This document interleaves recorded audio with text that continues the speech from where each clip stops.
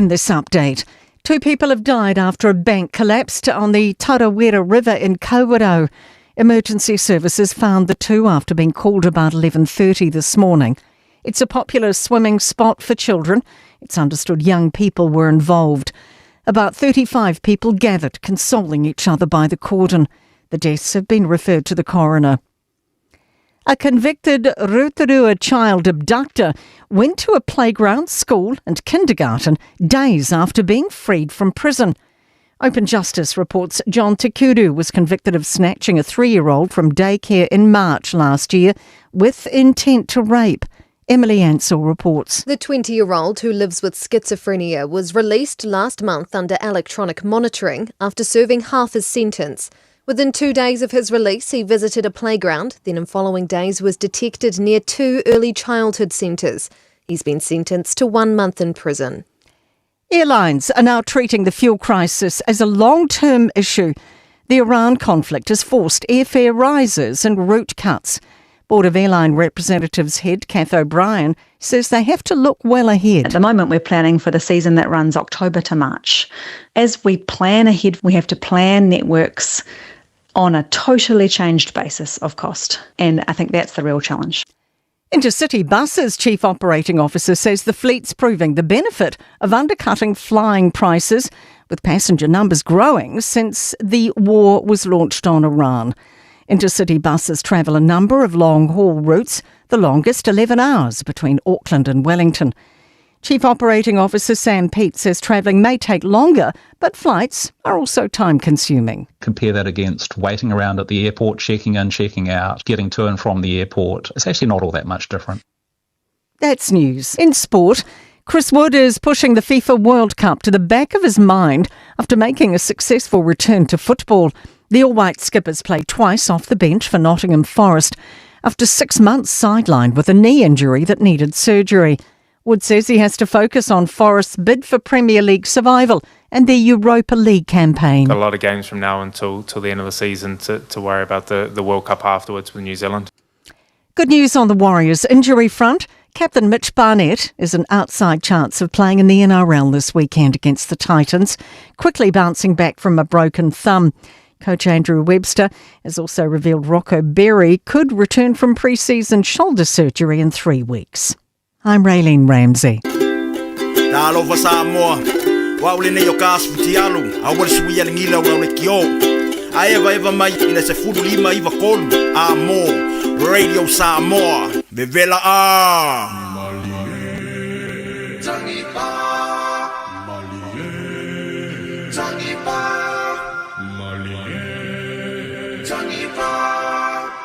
DJ.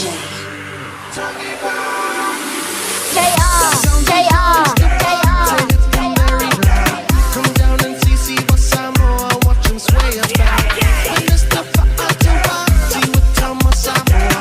So come on, get ready to see what do you want some more. Who might see that? I tell Pity might not be Sapolo. No look for who but I do it might tell me who might see that? I tell Pity might not be Sapolo. No look for who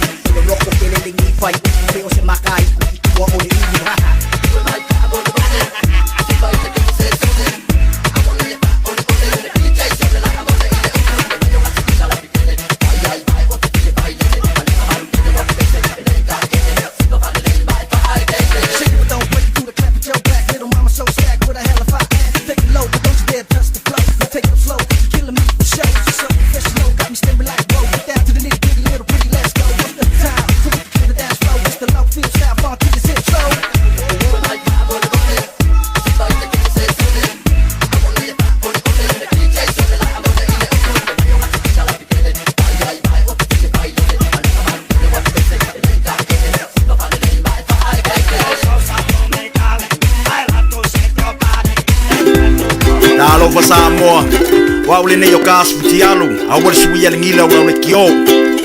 Eva mai ina se fulu lima iva kolu. Amo, Radio Samoa, Vivela A. Don't be that guy, or that auntie, ignoring a sore throat. This isn't just some drinks and lemon tea in your sweet situation. Untreated sore throats can lead to rheumatic fever. Nobody wants that for their family, eh?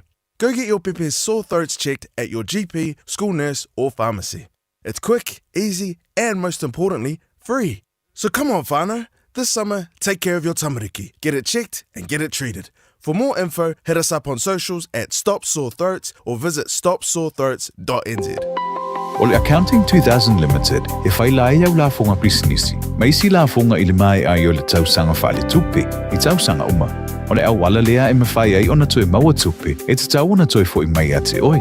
E fsoswani fo i le Accounting 2000 Limited i a te oi, e alo ese mai le tutongi o tupe e le te tau. E fsoswani fo i a te oi, e maua la fonga toe fo i mai. Whawhaso tai, Bashka Prasad, mai fiti, Accounting 2000 Limited, i le telefoni o lua lua, Fafi tuiva lima tasi tasi fa. O lua lua, fafi tuiva lima tasi tasi fa.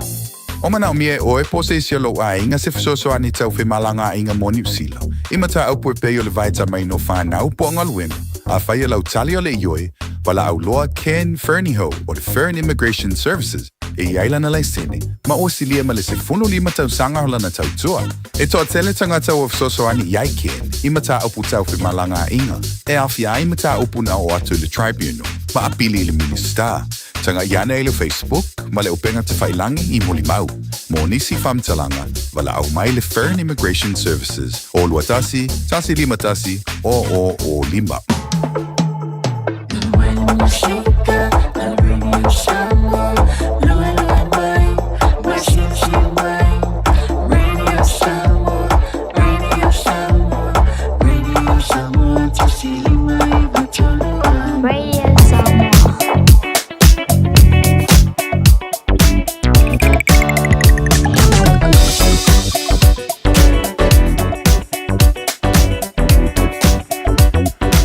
Tei tula mai leo a tonu lama le tula e ono I le tautua pa o le Radio Samoa so lima e matolu a mo. Sto venga lunga le wala ia wala mau por klame pa nga solo a le nau si film mano ta to tunu. E a mai ai fo nga wenga wanga I mo to mala o saunga le mu lama me taua. Saunga le mu ma tala I lunga le ala lai to la lau papa. Slow mai le traffic mai tai au pe ni nga I lunga le lau papa. Ya me spola nga mai Devon Port pe spola nga I tanga puna tu langa na lo iai ya le lava ma tala sa nga pe ko ne nga Onewa Road lunga le lau papa ya e o ma lamba le saunga le mu ma walo wa fia ya ole ma ai tu le tau langa I Victoria Park nga I lunga I le lau papa o mo ka bloka le traffic langa I lunga le lau papa ma le tau langa pa tau I au ki lani ia e o lava I mauta malawa le saunga le mo sa painga nga I Trevor Road and Ponsonby Road slow the traffic nga I Crane Lynn and le lava le pauta uta le sa painga I Lincoln Road nga I Henderson mo ma nga ia le anu le traffic ia e le o mapa le traffic mai Lincoln Road nga I Henderson mo ia nga etulunga I Glendine roundabout matanga o fia latu Glendine ki Austin pasi mai wai Community Cemetery anga etu I lean mo ya mana yana anga etu lo tu dia tu I lo Hillsborough Road sa mainga le tano anga I West Auckland matango fie le slow ko le traffic muri ka follow the leader esel mana ya makasa musika o vi inga o le o le leia ma o le mafana pana o le o sa mainga Hillsborough Road o le mkwa slow the traffic mai Hillsborough Road anga the motorway ya vai buta anga I malo anga I Mangle Bridge ya no winga ke mo le airport ya no winga fa ko fa so I fua sa venga le taulanga I Simon Street anga I Crafton Bridge slow the traffic anga le motor nga sanga sekere lava I Aukirani anga I mai New Market Manukau Road Queenstown o neanga ya le house I fia pa buta anga I Remuera Road anga I Meadowbank to I Pickerton Road Panmure ya to anga I mai Ellerslie Highway Mount Wellington Highway Olam ko mafa le traffic ai ape e momo o ko le traffic nga I Zebra Park ia whai sa wa fia pi ngā kau sa mi e sa were and breakers e umar traffic ngai de moto malawa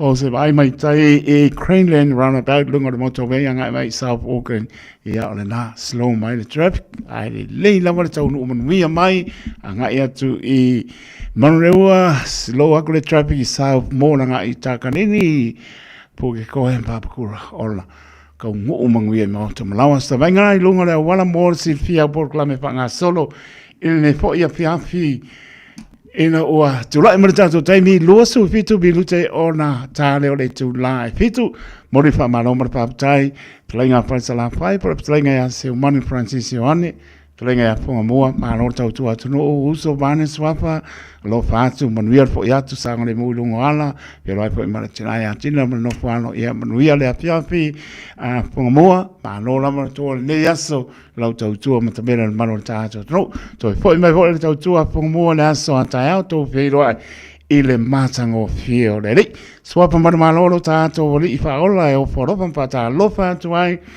pa ia maulunga le tātou tino mai lava i maunga maulunga pa ia se o pito i titi tā lofa lava ma lore soifua maria pa tai le tua lana pole fa soifua e lo toko soifua le ola o taito leo tātou e pta pa i lungo pe au ngaru ea i le tautua pa ua le Radio Samoa su lima e batoru a mo le fiapio le stopis furuono a perila luono ta lofa lava leo whingarunga tutofia le tua i so stovine tau suina le mai o soifua wani nganga mo i maron malo porofa pataro patu ta lofa lava pataro po i la tole tunu ia mai se po tu asin sina ka no fai a lofa tu mo to te mam tina ia ua ngai mai po le manu lu ia anga lele i la na manu longa alo fatu po i mota ngasa se mota malau pataro patu tau lir falefu mapu si o to fangar manu tunu ia o porofa pataro patu talo pea si le fia le i la utangi atu au ngangi atu ia mo na malosi ona au ma pana ia ona au fa manolo pa yatu pa yane pa ipo mo na malosi tato te au nga mo e malon fingano pa talapa te tonu e malo le tonu pa tai ma mai pelo to tau pati mai le au ma po lo to talia ina mai to tu are Radio Samoa su lima e va tonu a mo mai tonu e mau to tu mo e fitu aso luas ful fai tu la pa talopa Samoa na roa ia mes foi ia lopa penana ma wa foi le tasi ono tesi man tasi pa mo ia o foroma pa talopa atu foi mai ia o toro nei ia la atu tautua le Radio Samoa su lima eva toru a mo luas ful fai minute tane o le tu lai fitu ia foi na misi pasi le valu misi pasi su lua ia ko le pasi alu ia le fua ia le alu ngile fiafi le se pasi ko ia mau ia a misi le pasi nga ia yo pa ka le pasi le manu tai au e anga ko ai manuia la pa sa una sa mo ne fiafi pa tala pa lunga le apia po linga amelia mikaele pa tai ma mai pena po ile ia pa po wina tanielu ma le ainga ma puta mai I o tara ia municipal manu le tunu ka no pai lofa tele ia musika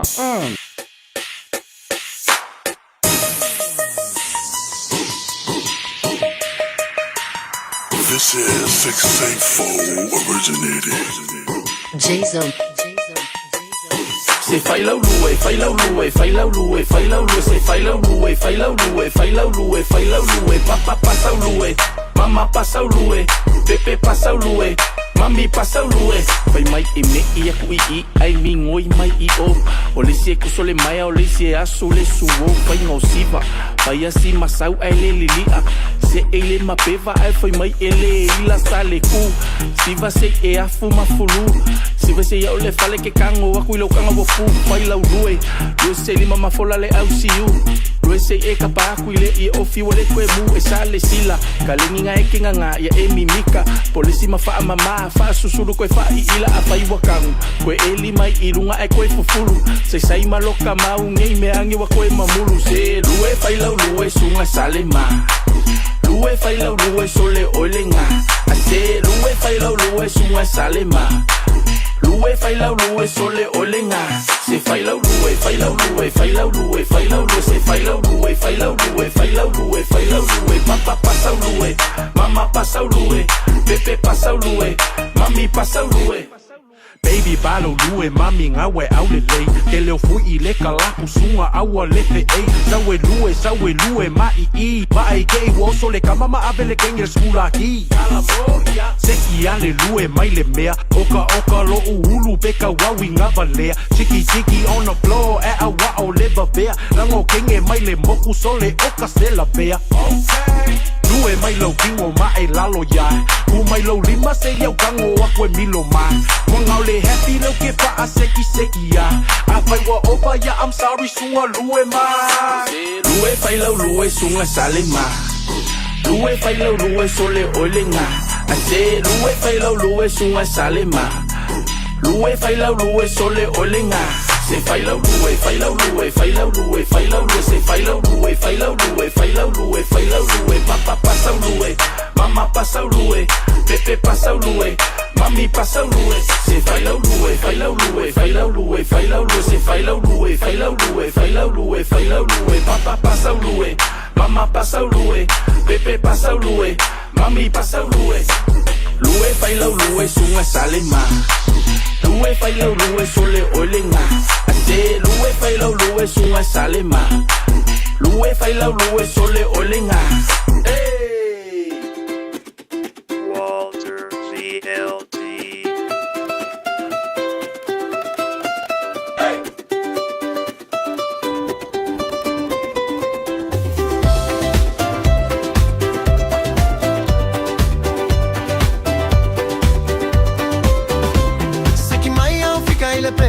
Fa apaleni ai lau va alele awane ie fa atali le talo fa banno ai le tali va ele fe ela le tamni yo ane itipu ai yo se fa la lave e va mai yo e awale popole se tu malo ale fe e amole lue yo se mo ise over se lue tu ai lue la ile fe tu lue ma tene mai ile pese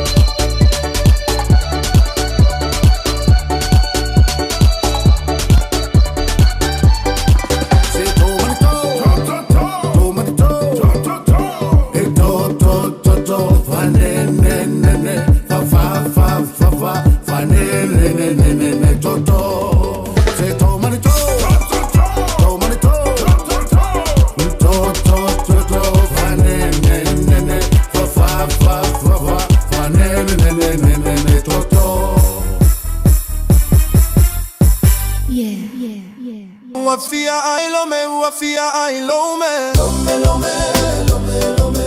E ulupo lome, e ulupo lome. Lome, lome, lome, lome.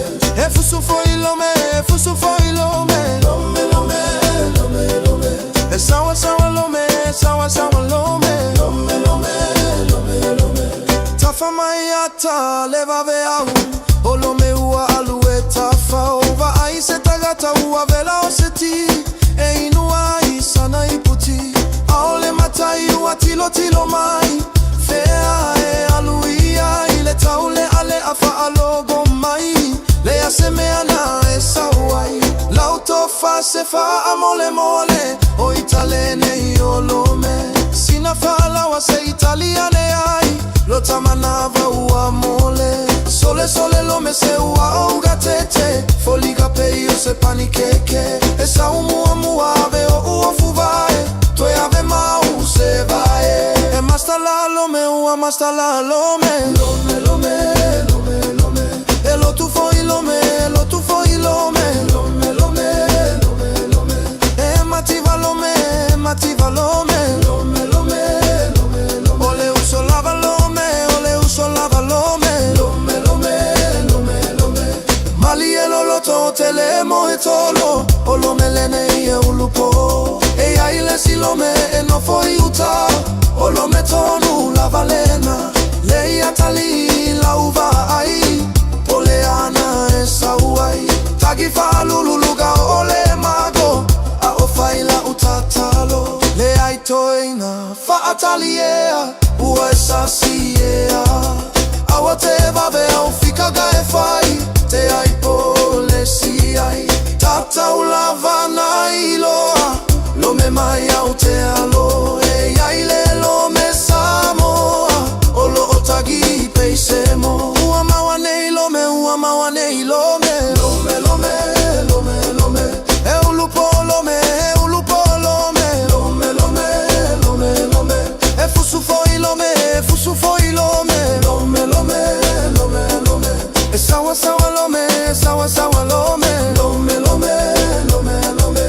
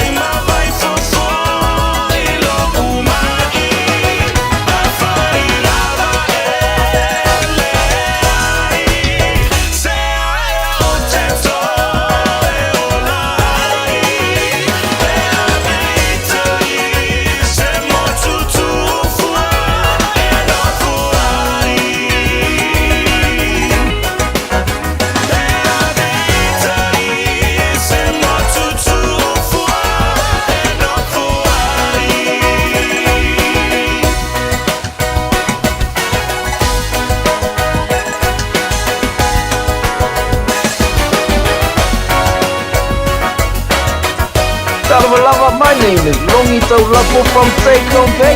You're listening to the international voice of Samoa, the one and only Radio Samoa. Tasilima Ivatolu Amo. Hey, do me a favor, please. If you wanna smile, don't change that dial.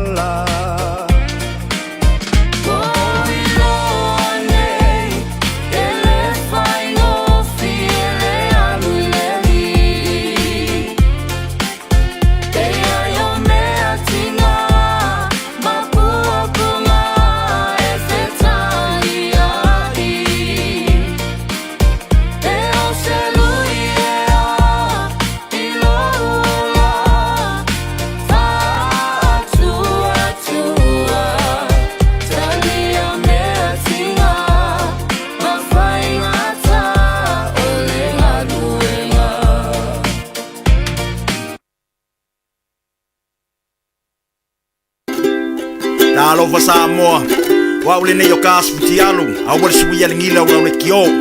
Eva mai ina se fudu lima iva kolu. Amo, Radio Samoa, Vevela a. Taraflava o David Tuale nei, ono e whaafonga mai pei le Radio Samoa, tasi lima iva tolu amo. Samoa i amanuia lau whaafonga, ma lau whaasausau. Ono minute o na tālo le tulai fitu. Tā pitu au nā muli o tātou tala e pēr whaponga e lea so. Ia tā tono malo le lau tā po inga Samoa ne piapi ia o le Paula Stoffi o le whaatapiti o ngā ruenga o le ne vai aso ma lor po lau Samoa. Ia meisi o nai tu asin sina i mota malawa le atore tano. E le pengo fia, wale pese le whamingi, e le pengo fia le anu leni. E alanga le pengo fia le anu leni. Ongo le whamaoni. Topina watu e te ngalue ai e mawhai au whai unga whamoe moe le li au ki paia se mea po lele i alo sila pongo le li o le mea ngā e alai po ngā anu ma fo po le whaingtanga e anu le li onga au whai unga e le tonu i lumo le li manu malo ia oe tu ina nau manisi o le oa mo le tupe o le tupunga le o me le anga o mo lalangi turo tātou maua tu ina naule nā ngai le oa o sole. Ia, hoa kupuru whaala nami. Le ase mea wai o awa mai le li. Hale pati ama vivi le atua. Mea si mea manu i o awa. E sua malie. E whaia malo fia. E tau mapa. E sua malie. Ia, pa me tau siri lo i manu lo tāle vau. Ia, ona e polonga i lo lai. Le ase me manu wai o ao. Ta lia ma le whaapatai. Ia ngata i mea wa e wala au atua. Whaapatai le atua i lona alofa ma lona anga lei. Tātou e tua manoa le li. Nā lo fina ngalo ama le loto taito e pia sila e le li.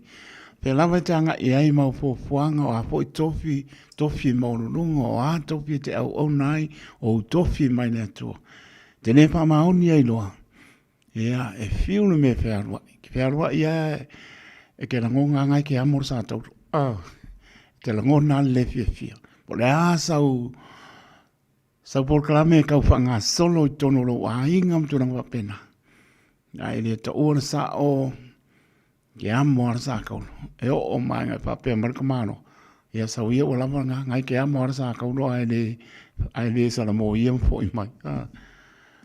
Bana tuna tu sala more wi o se tala e po lele fa ngongo atangiao o mala malama o mai tato bana fa ponga le tu tala le wi fa mo o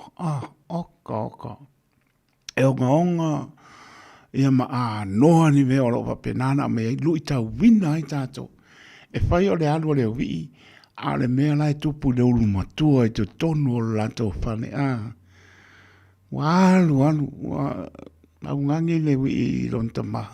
Mai na vaenga o so warua. To warua o wha maua o ke upo le harku langa o I kako. An le vai mo la vai. Se pa u ko me wa ngangi ala kiki. Fa peanga. Ele I whāro toru. Ele ia se skalan koe whaeronga ma. Ia, makula vaenga maru loa. Ia alulo whamalie. Whamalie no na loto I tu na nau uma mea uma so uma lalangi. Wa ngata lalangi uma mare oa. Oi ka pepe. Wa uma lele oa e kere ngā alu mai. Rea me ngai uiai. Ai wale me ngai uiai. Ole atua e alofa e kusa pe o ape kako ki pi o pāpo akurang. E tu tusa I tātou umai le atua. Ai tua ba noa le atua I ate. Oe maa umai tātou uma. Walu le vi I ua uma le oa. Lani me ngai uai tu lau le ngana I whao ngai. Ngai u le pāpua. Nga ai ia I mea ai whakasi ma. Me kua ro baane le whaaponga le tunu. O I nā. Se wadi menga Samoa ma le Papua. Pe marangala. Se vai ngai me o ke ai. Ai le o kele engi o loa I le whale o rota ma. O kaunga koe fo. Fo ia. Lai e lona tautonunga. E le koe ka lianga ia e longa ma. Ala e fo I e makua ma mafa tu ia so umare fia wa ai o lonta ma. Po le anawa le alofa lona atari. Ai ngā le kangi le ao ma le po fia wa ai lo ngā kari. Fo I aku. Sila mai longa ma. Ma ai mai. Menga kupu. Ele sa bari ngā ka moe. Ka moe ma fosi mai lo ngā kari. Loa kari. Aoki o koe ola mai. Nga ne loa leo koe mo. Ia. Nā menga kupu. Ore sala mo. Ako fonga le whako e senga ale kani. Rota mai. Wa oanga sala I o luma ma le o I le langi. Awane I toi a vea o so watali ai a vea o mau au ona. Awola sa. Se pako e senga o makua la ngona e tama le alofa. Pai mai awana koe a vea o so wakari. Ai whai mau o ona. Fosi mai no. Mai kari na ua kapare kari makua. Mai se e vai. Mai se ofuka. Se ofu le kau ilano le parpara. Pa ofuka ia. Ia kamarenga le ilo le uko e mau. Ngauki utoi ola. Ia maalu e vai mai se. Se mangu whaka ke lea o I koa pai. Wha vai mai. Paiska kosa pia pia. E oi. Na le ilona tali I le alu o se ola lang. Ale po e le ilona unu matua I so tonu o le whale.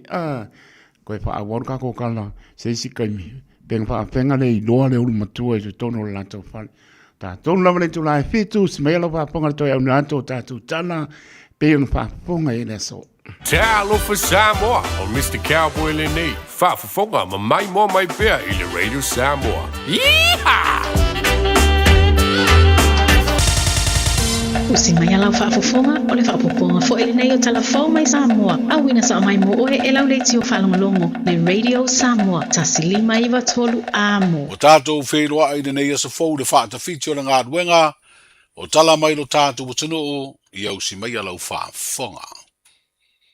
E tasi le wā iaso o tō e se ai ma le tunu ure te itai o le malo. Le fionga I le pālemia susunga la audi e le mali atoa le ua te apola te wafosi. I le wha moe whaiana si aki whaafo mai. Wono masina taru mai le si ngā se mua le pālemia. Ma ua ia wha ilo ai lunga upenga ta wha ilangi ua lewa o na te tau o na whaia ia si aki whaafo mai. Ai vi ia le tua whaatai Samoa, te tonu blaba ia oro se e iau malie ia maofi le mu mauta wheloa taung whainga umor tātou soifua ngā lue mosi o tātou tunu. E voi lava ina tele whawhita auli marui tau o soifua ngā. Ia ta ofi ia o lo tau tai le li ilo tātou ba. Basa whaina tā. Temi uma maso uma ma me whapena voi tātou te ma waile nganga wha losi pea. Le so foi ia e fono el capeneta ia sururu uma. ma la fono tu la sfuru la tayo nei tau pu masani lava o lo ngafa ma le tato malo ia ma fa solo I lava por kala me masani ole tayao ma me uma pe na ye fo ia suru taitasi ai o stay le nei aso le tu ai sa monei ia mo le fufuanga o le shaki no fo mai ma me fa pena o leva na tiu le shaki wa to le ono masina sa tauna vai taitai ia wa fautu mai fo mai tauna o wala te vai le me fa le medical check o nei la sa sola time la sola nei o te tu ai sa mo le foi fa mai moi o foi na fa la popo inga ka peneta ma la to o tato so fo malo loina o le me pito isili le o na taua mo tato ya o la valtu lalo ma le anga inga mai la to so fo ma li fo mai o lo vai so fo malo loina ia lava le malolo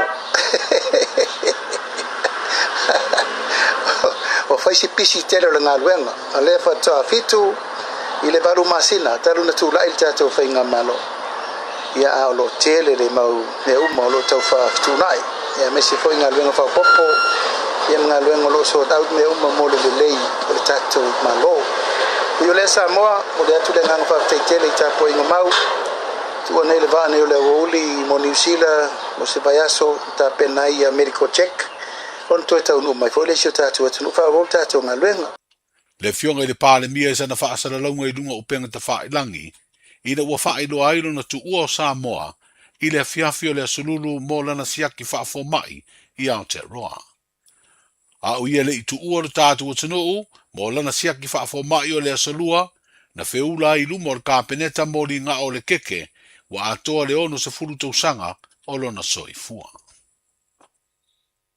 I le tōle po atua I nei le solua o le vai o se fōua ngā luenga le whaamsinonga o palota, e toe va ili ai nisi o tā penanga, whaasino lea I le a wai o mōni mau e whaas furuiva, sa polo ina e o atu le sue ina o le tangi tau palota whale ali li tasi, whapele se lau afe tā lana ave le whaipule o lea I tū malo, I le na whauruina le tangi se ngā o inga e ave I tua le tangi tau palota, o leo au mai minute o tau urumanga o le neimata upu le sorua le vaya sonei.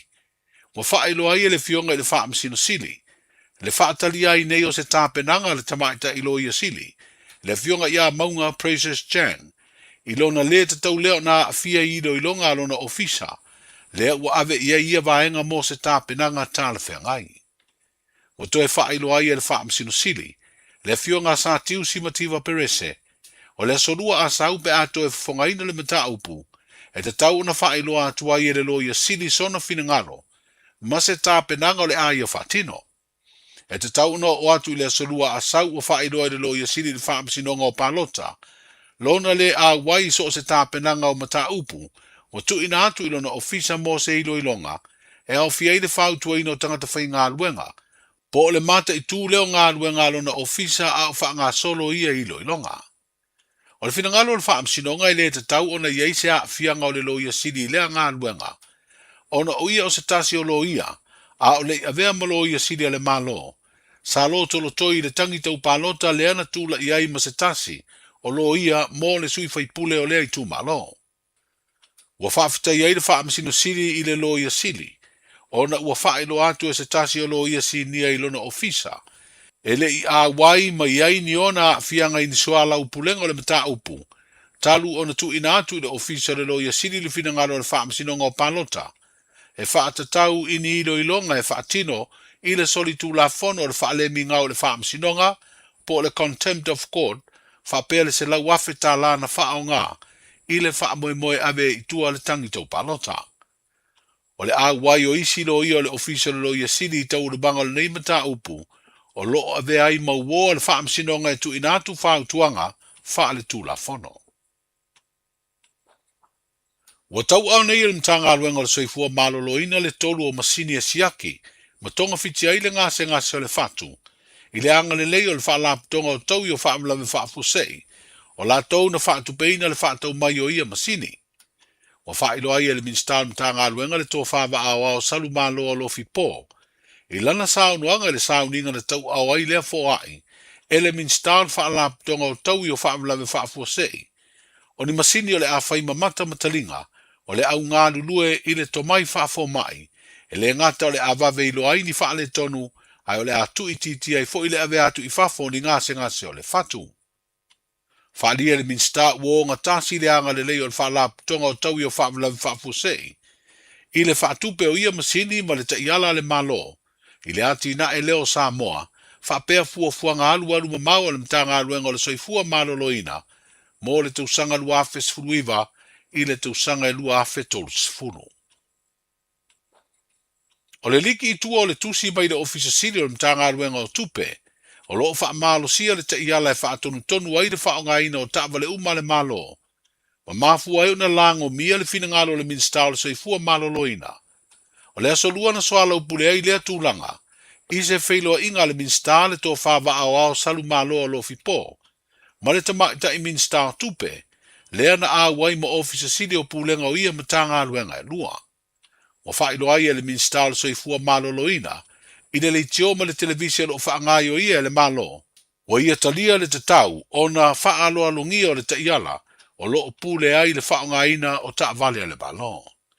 O le aso nafisa so ile pule le fionga le minsta o tupe o ia foilo le fionga tato sui palmia atasi foi male a fionga sa titi o ia le pule ia tato tupe o le mau ia fatasi mo utangata male mato foi sio o mato titi o le vanga uma ia mawala matisia o mato fie ta mo waiai ta foi no falo ia le pulenga al tupe mala to foi tayala ia o tulanga na ia wa afetasi so ta inga ta so ta ile minsta so ta koila ia lea o polisi ia mai fata i wana na fifo ina sasi ai poitala ia e mati ile so ma tonu manuia na Samoa ele ia se fai vai le asama se mau le fionga le minsta so i fu maloloina le to fa va ao salu malolo fipo o le tusi le office sili o mtanga alwenga tupe na fau tuai na ile office sili o le mtanga alwenga o le soifua maloloina e toe fa fo iatu ni ta vale se lua na o la whaonga o no ta vale ie fito i tonu. I se tasi o poloketi e soli tu la fono o la whaonga o na ele iai se whaatananga. Sa whautua ina i fo i ele ofisa sili o mtanga aluenga o le tupe. Le whaonga lea ele minsta ma le ofisa sili o le soifua maloloina o ta vale ua mai a wha mautu le tu inatu i lalo o ta iala o lo whaonga i ta vale umane malo. Manuia ngā aluenga o le neiaso soifua.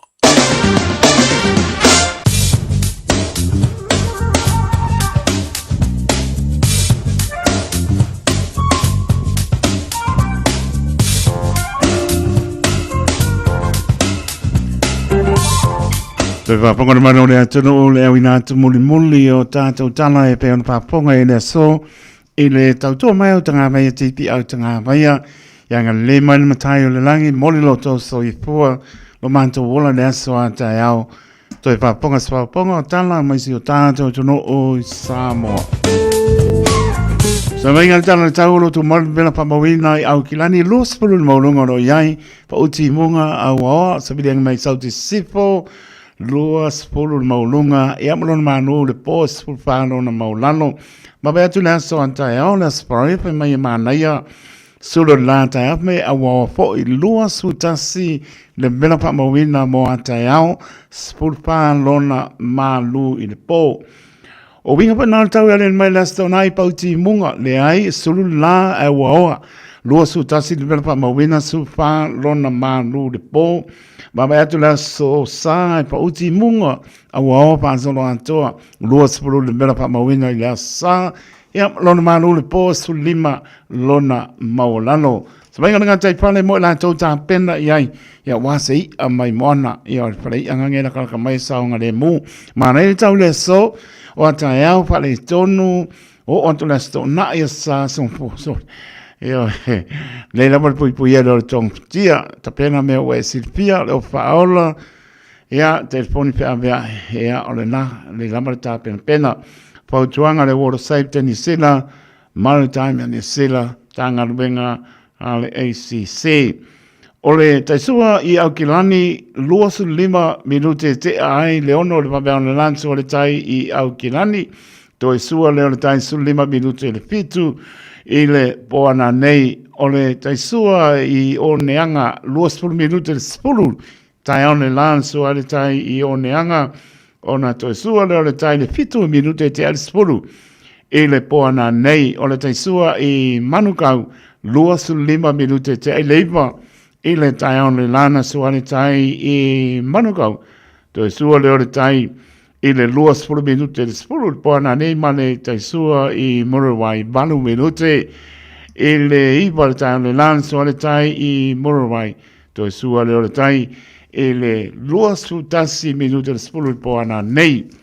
Patalapa si o tātou tono i Samoa na lua, ma Lord for lau, te tono loo whaonga le tautua le tasi ono tesi ma le tasi wha mo, ea e patalofa atu ai a lantu le tautua le Radio Samoa mai au toro nei, ma Lord for lau, loo pāpāpa i tiri e mo le wila loo pa uti munga, au ao pāsalo atoa le tātou tono, mana tua i lau tsalo, lua suru iwa le bela wha mawina mai Samoa, malona manu le fiafi, lua sepuluh lima ya pelama tātou te iai so lava whaamlama ma mai se ona atunu tātou ofe lua i pēa i tāna sanga i asoma so inga ia pano pātolo mawhati munga i o mai i au pani i o mai lunga lau papa la namba e ki mua ma mawhale traffic mai tai le sau mai apno ia le lama whaautou le lei ia tau nuu lama i maota malawa e le saonga le mo i lo whaautou ta lei.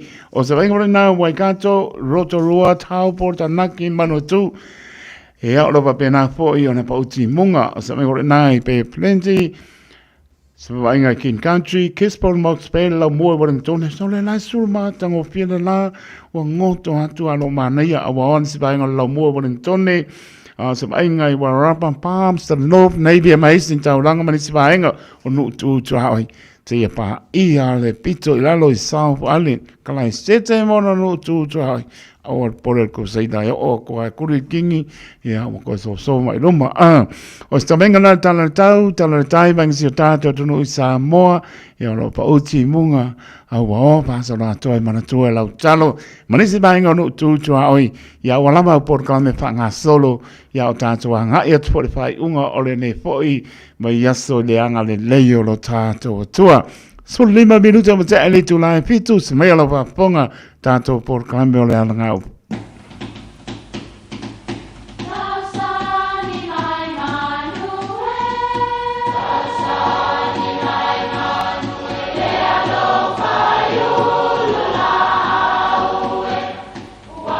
E o whanga manu i ululu o la au, awa e whawhanga i funga o la au. A o le tangata e whawhanga i upu matala. O le mawhileo o alanga upu mamuanga ngana Samoa maona whaapongai e a fua i lona sio mianga. O lona lea sao i le whaatufunganga o le iloa whaale aso mai le tautua se ia o ina pule.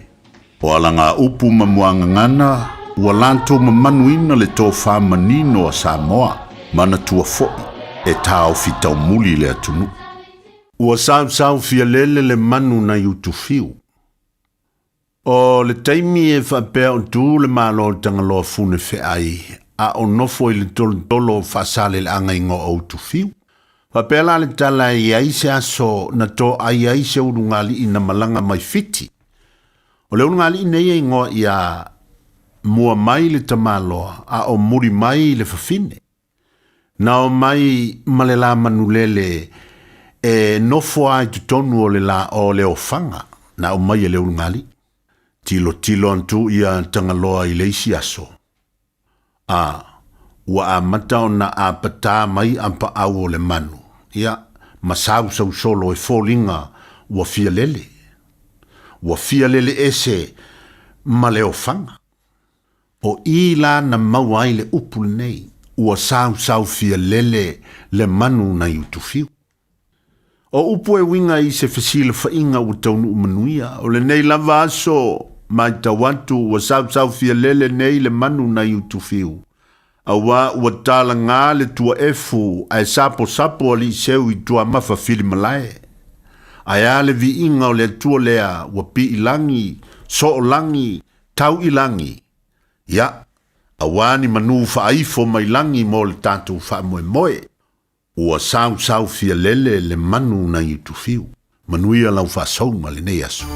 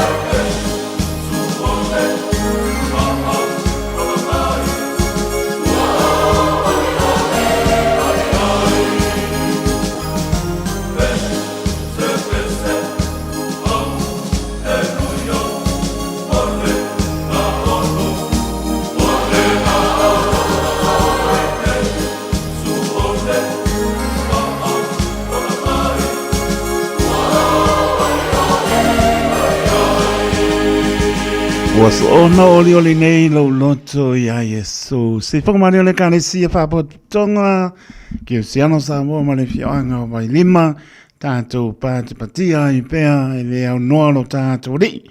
I mesi sile saunia lo to so fo mo tanto vola. Ai mai se o po ele nei aso ilona masa ngo fie o la vola ngona fo le manu nu. Ea angi malu fo le sabili pa le tonu le tau. Ya elef siringia pa maoni o le alofo le ni. Pe lava sa aptalo lo yel mano le tunu ne yaso I le ulfafo mane ulfane le ato le tunu tu asin sina au pingana venga sofio lava na yalum pana ya ui po pata o tolia nisi ngase ma yo tino so mota ngase mota mno ya le alofo le di tanto te mo le ma pana I le aso Mawele mano si le aso mreaso ya meso lana me alofa fo o le poto e ma fo tonu ai panga solo ya proclame le aso mreaso o le vi inga e fo I le tua I lona alofa malona ngale le ya itato ya tu mau pe lona vi inga e fa vang losu tonu minuto bote ai le tu lai fitu o 9 minute e ona tala fo le tato le no so fo mano le tano Mana tua tato telefoni tolu fitu tasi lima I matolo no mera tato email on the air at radiosamoa.co.nz Facebook page malunga le YouTube channel mau le whamano olam ko hakele o mano a mole mano fai mani mai ya no mai fo le po ia nei pa si silanga I fianga mana fanga pa tonga ia kane sia manu ya solo le tato programe se ia pa ia la vastai mala fiafi ai to fa ta lo fa tu le ngang fa lo I le maulungo tato tro pe la ma puta mai au kilani mano tu tra oi o tu no e mamao ta lo fa lava ma lo fo la o tato iai ile ne po ia fiafi e le pola stofi sulu ona perena lu no vi ingala vai fo I le tua ilo na lo fa malona ngalei pe la ma tato te iai te tono to pinangana mo tato loto ele ngalo ya tato le lofa ma le fa maoni o tato tua mo ta ilo to so fu mo tato vola e am sanga vi ia pe o ia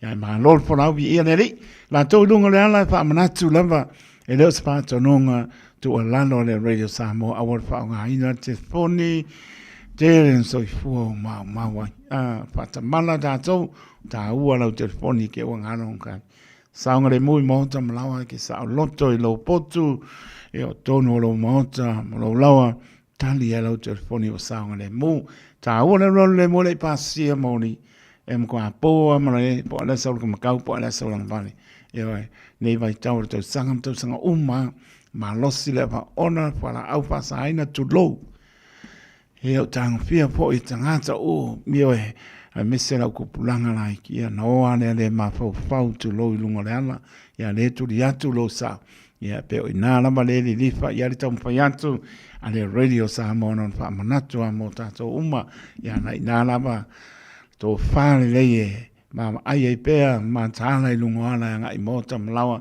pe nga I foi nga venga I le aso ma le aso pa pe na la ma tana tanto ya ta ua po ta ngai ma lama le tele fa I lo lungo le wala le se si lungo tu la fono ma fo ia na se le ne tong ye tickets fo ia pe amo ya na lama mai le no e ma fo ton wai ia ma sa ngale mo ia por clame pa nga solo nga le li ta to fo longa ia mo au mo au pe lo ta to tua ia ta to fo longa ni ai ta la vatu ia mi kaele pe na po ia Lala lolo malola konnichiwa ioe o ia pangi a konnichiwa konbanwa ohayo ioe senga hoi mako e makau kia konnichiwa mo ia la kore senga mele la kuni le radio Samoa kalo fai fionga ne au pepe pili ale malpatu e asal masina malino foalo alofa tene atu lo maputa mai otara pena foi a Rachel Sipa ainga lo maputa mai Ina point England ia po cleanliness ya lo fatu ma lo leva mai ya vo ya kan mikalo papena pakarikani I le whakawinga Cowboys, ma Sea Eagles, Go Cowboys!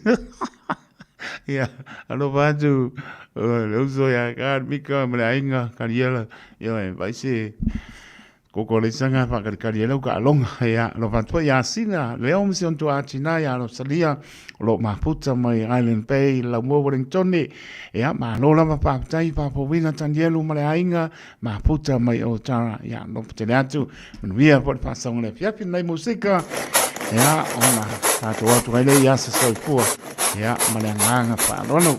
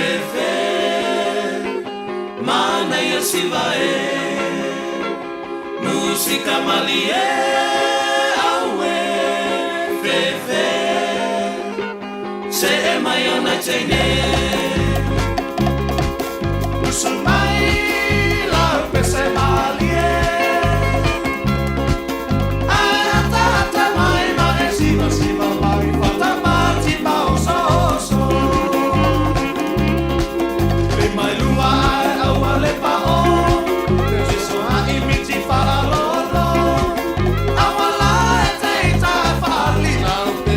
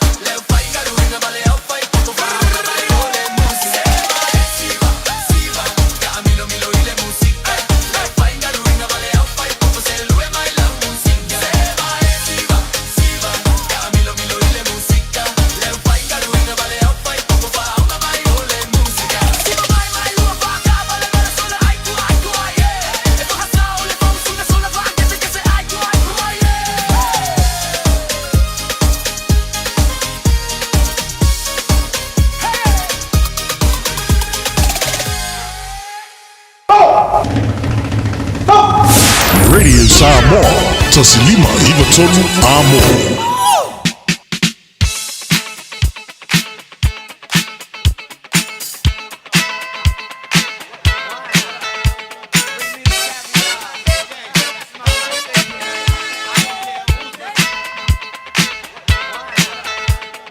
Na umtara tato laina sa mora tonu pele tolu fitu tasi lima iwa tolu le numera val au mai o so fu le tato wo ot yai oni ngalo tato I meni ya mas foi le tato apia polinga malunga le YouTube channel mo le no fa ya na wa no tato laina ya mai pa pa pe ke fa mia no was so fu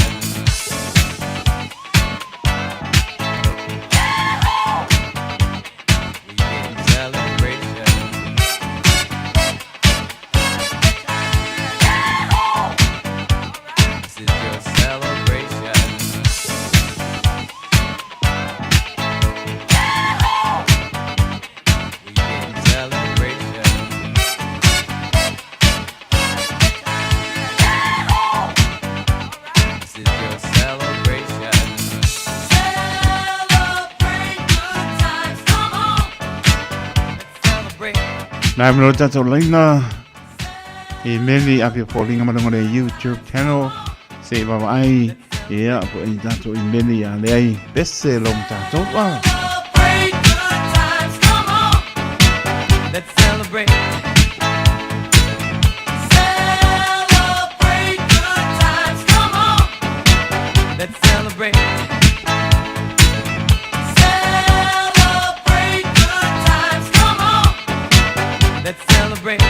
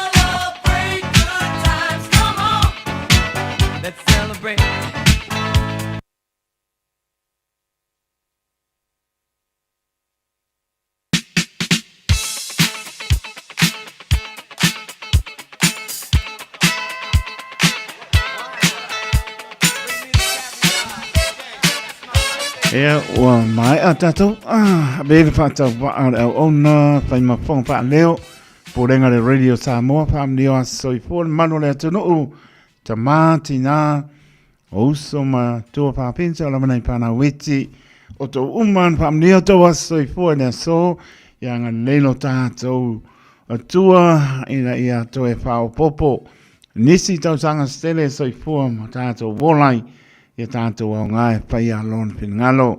Manuia te leo tō wa soifua, happy birthday to you all. Si pōmalia o le whauula mai le tongo i oe. Tātou whēnoa i pē tānu sanga. Mo le se mea rofa.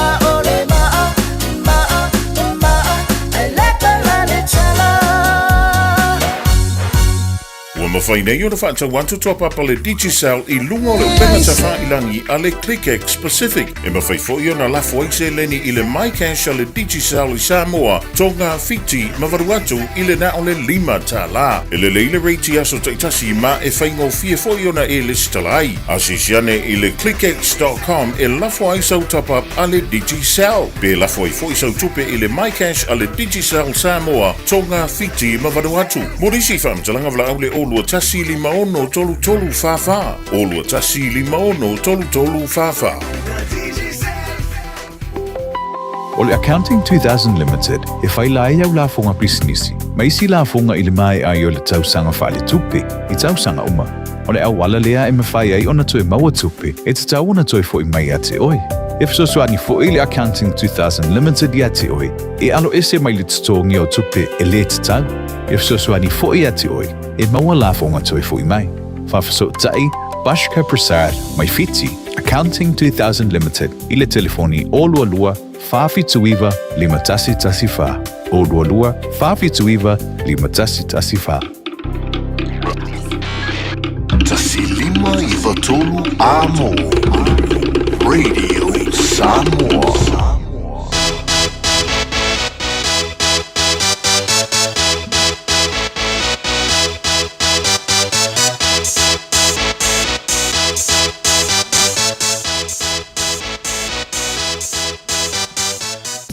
Taimi jore mai balu minute ona taro le tulai balu te tonu maro li lau tā po inga Samoa ia me se la tau pe au mga wenga mano pale ne aso mano nga nue ni so wanga et pe au mga wenga nei po ia APR le anga le leo le ri I lo to so I fu nga nue ai tā to motu mai mara tau na lo fa manosi o malo po e fia lo fa manosi o malo waso e fia ia fa vai o mora waso e fa no noa ia internet e mau mai o lava ia tato loto tele lava tato te anga ia fa mo le li mo le manosi mo leona tofi matiu te ubana au le li nga no ai ia tato fai mar tu e fai mo le inga ro tato tua o le fa nga ina o lo to so I fu mo tato bona ia ma no lava Polau le maro le tunu o manuia lau whaasaunga I le neipo. Nisi o tātou whaasi sinanga I pianga maranwhanga whaatonga I kalesia mlo. Whaatai tele lama whaapowina tani elu male ainga whaatai molo whaanga penapo I a kian mika ia manuia lau mai moino ta alonga le neipo sina leo se on tu atina whaatai mapta mai ia manuia lau aso I fuar palitu ia Selina se osi ia kelen pa amnyanga ke moa ia oi le ase panga o peko king va Selina se osi male no fano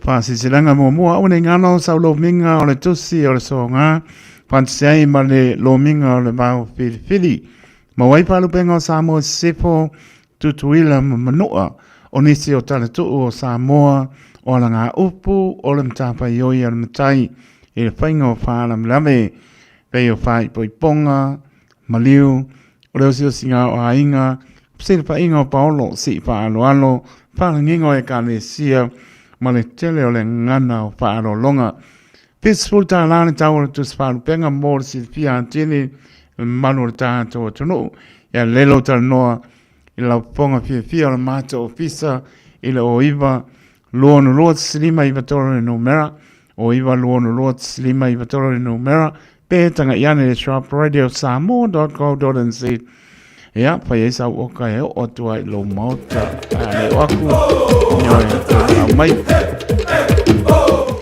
Pono pare tau sanga le AGM a kopa I au kinani ni sila Whamore mala watu male whaaloalo I tama mteina tuai umasa o tau wina kolisia a vene o loa lalam papa au I au kilani.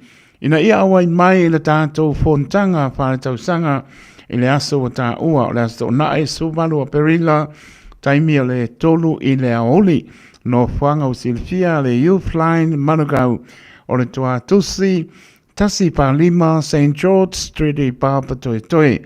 Whamone mole mana tua maila o stala I lima spurta la.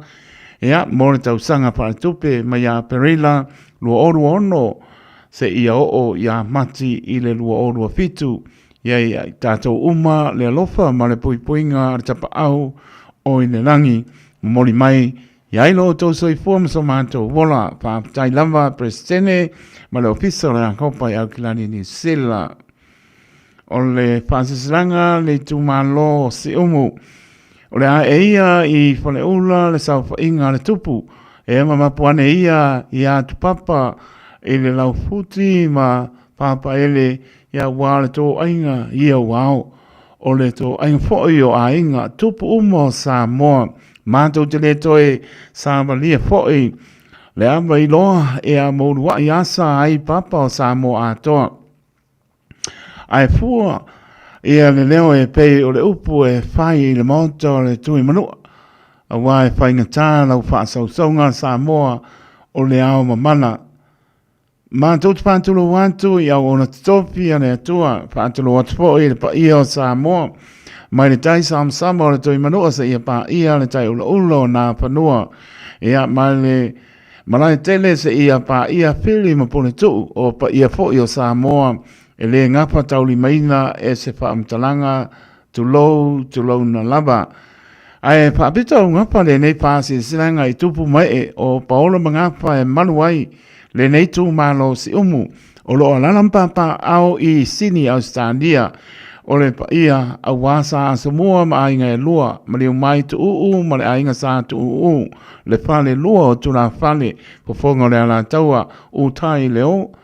Le wo ia marpar toru o se upu mai le muri mai ma maota o tō whinga o tau nu nei Sini, New South Wales le tusi. Wha alo mai ale tātou I tū malo I Samoa o lea I tālo wha alo atu ai I tupu mai e ai meise o paolo mangapa e malu ai le nei tū malo o si umu. O lo alalam papa au I Sini Australia. O le awhaia tātou pontanga le sā. O le astolo menu o ono e le nofuanga e pei ona tā ua I lalo. O le tuatusi Gregory Hills Community Centre, ono Kavanagh Street I Gregory Hills I New South Wales, lua lima fitu Australia. Taimi mō le silifia, whai le awhiawhi, mana o miasa o tau whina ngalo I le tusi na au mai Samoa, si o tātou I tū mālo pele o si umu. Tāna si ia le alofa o le atua, tai ilo o tau so I fua, so mātou wola I le aso a ta whaina, monisi pamtalanga e lelo talanoa le o wha o iwa fitu banurua, o le o wha o iwa fitu banurua, pamtai sa inia limpai pule o le tu malo si umu I Sini Australia, ma le nganga whanoano. Ele imo au ke pole. Olo es por clame atina e anga ba tau tupe mo le Pasifika. Olo o lango ina le Pasifika ia o te roa e whaalelea to mai tau tupe ma whaateleina manoa e au si ai le whaatauwina o se whale. Home ownership o nisi nei o mata upu e talanoina, le fuafuainga o le paketi, o le fuafuainga mo le te wino tupe, manamlama I awala whaapitoa. E soani ai a inga ina ia ausia masauniuni, ia mo le whaatauwina o se whale mua, manaya. O le whaamoemoenga ia lango ia inga le Pasifika, ina ia mawhai o na whaamautu ina a inga, maisi au ngā tupulanga mole lumanai ia tau nuu le sini ma le wha moe ia whaatau wina se whale. Anaya, whaamanosia a inga ina ia lātou to mai e whaonga ina ma le sefe ina o tupe. Ma ia spuru wale tau sanga nga ilunga ia nofo mau ma si tseni New Zealand. O le neipol klame o foina atu le lango e le aise tutongi wale manga ia. E ilalo o le whaamanu malunga a le tamai tai pule sili, le awhionga e atu pola, roni, le ala I auroto. Tātou o wai whaatasi I le aso. Le aso nei, o aso nei mō Silvia. O le aso ruso riva a Perlina. O le aso ono me. O le aso sutolo me. Ea ma le aso lua sulfitu me. Ea Silvia uma le te poke hoi o tara. Monisi pamtalanga pa apso tae ia lisi. Pesa amino le fau le oro tasi ono fa malu iwa lima o. O le oro tasi ono fa malu iwa lima o. Por tato imeli lisi pesa amino at peninatrust.org.nz. Mauale le ngai asia kama e alfua na ele te poke ho ia. Oi ne ona o mai anako. Le stato pasi sinanga le anga o maile. Fatolo atu lau anga Samoa a ole nei pasi sinanga pasi tonu lea e le matanga alo matama pa nau a ni Paulo foi maninga pa e malu ai le no o maile ya le pata fa manatu atu le tato fontanga le asto na nei o le asto to na e svolvalu a perila. Ia o le apoleono I le afiafi o le nofuanga o Silvia na umana longo atu o Carlston Community Hall. Ia o nai Carlston ta sangatu ai malanganga maulalo I matapale uma ina ia fio se o tou fa fonga I se tala o le fainga malanga. Monisi pam talanga tala no umi mai le oro tasi lua fa lima fa ono lua oro tasi lua fa lima fa ono lua fa tai sai nia le ofisa maftanga le fianga wa maile male fa lalo o le isi wa uma o le ai le spasi sinanga St. John Pacifica Open Day. Le saluru lusu riva perila lu olu ono sfuru tayao anga de lua I le aoli manrewa netpo ho. Iba lima Prance Road I manrewa. Ia, fai fua tui al fulu, tui al koviti, ia matui al misela, mo tangata mātutua, whanau pa apea so se tasi e iainga se ngase tu mau, fai fua lana kamaranga, restala lo ainga le St. John Ambulance, e whao ngā iso se taimi e mo mi ai, ia pe pesili mo le free shuttle e abe ai oe I lau fo mai, mamaya, Maua manoa e a onga o le first aid mo ni sui. O la o to e kane sia po o maftanga e iai por klame fa wo mo tangata no poto tas. O le a iai o nanga a le tinei mu leo leo ngā luenga la vea e le Auckland Council e a ma le ano ai o le au Io la tol soi fua mano loina la ia malako vaenga nga le ofisa soi fua mano loina ia Silvia tili ale o iai ia matala no iai matango fia I me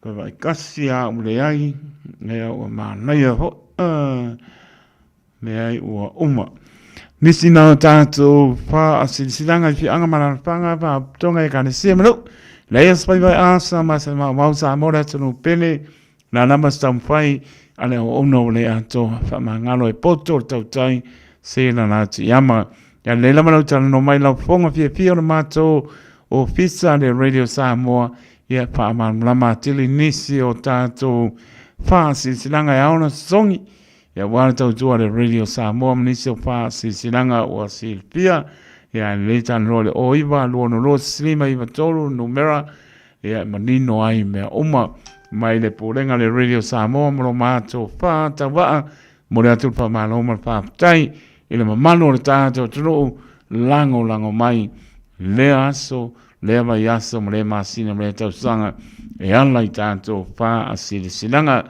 fa mria le tua le wono minuto o te ele tu la malu tau tua le Radio Samoa so lima iwa tolu a mo manatu lo manian mano tato tunu nei vai ngore po la stofi surono perila lua o luono toi pata lofa atu ma lofa atu tau tua le Radio Samoa pe lava maputa mai ai au kilani manu tu tua oi o tunu e mamau ia nga lele ni mai lo tusa so tātou monuia mai a te ia, tue patalopa po ia i lātou lungo penga te pai langi malunga le YouTube channel, ia lopa te lātou maa lole tau poti mai, ia ole nā.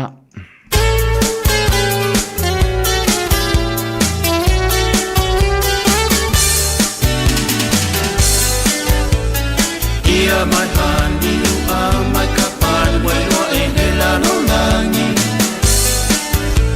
Wa fola sienei o la ta ua mafutanga o la tala tangata.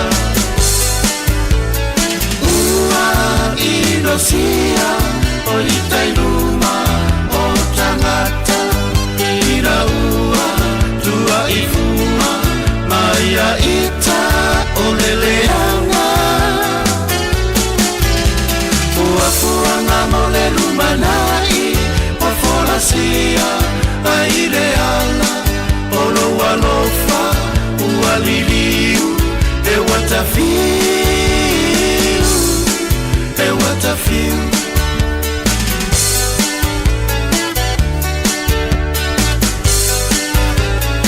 ai mai mau e ana tutu sa ota ua mafutana o ukutantino te amenero tiene o porcelino le ola mai fe susuyai e le tumau se mea etasi wale au o pao watu utaula manuao le maunga e ofitia i puao le luele le valo ia e iao oro alofa ualiliu e watafiu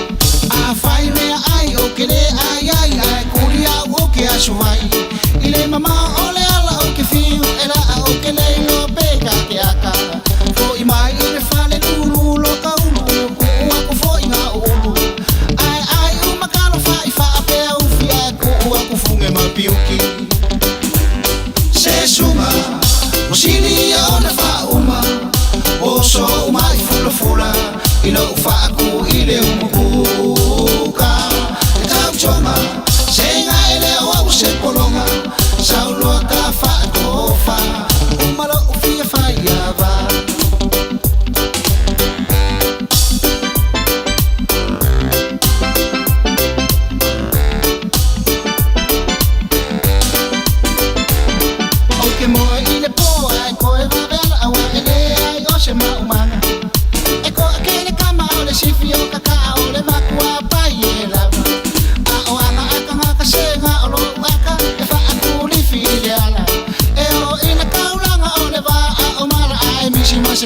se kanga Marie mai o sunga o le kongulenga o le a o fo i kua Mala o kala lenga e fai i lau kama e le kukusa uma fai ava Sa o kausilava ma le fa ama ongi ava ve ai onga o woki Nga o le o mau mai ai uma mea ai e le o a uo se ai suha vai Se sunga o sini o na fa uma O solo koko ma waluma Koe o vai fo i male suka E jau chonga Senga ele o au se polonga Saulua ka fa kofa Umalo ufia faiava Se sunga O sini o na fa uma O solo koko ma waluma Koe o vai fo i male suka E jau chonga Senga ele o au se polonga Saulua ka fa kofa